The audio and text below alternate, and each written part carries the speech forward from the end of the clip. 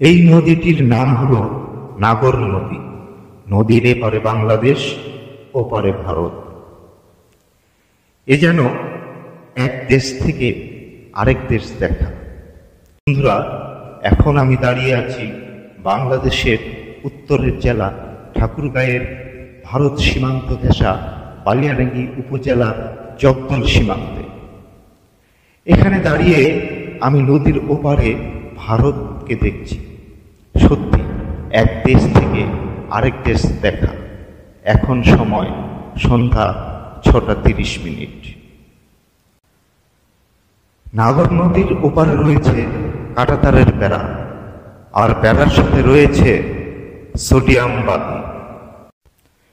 নদীর পানি, আকাশ, আলোক রশ্মি, সন্ধ্যা, সত্যি সবকিছু মিলে একটা মনোমুগ্ধকর পরিবেশে রূপান্তরিত হয়। আর এই দৃশ্য উপভোগ করার জন্য দূর দূরান্ত থেকে অনেক দর্শনার্থীরা ছুটে আসে।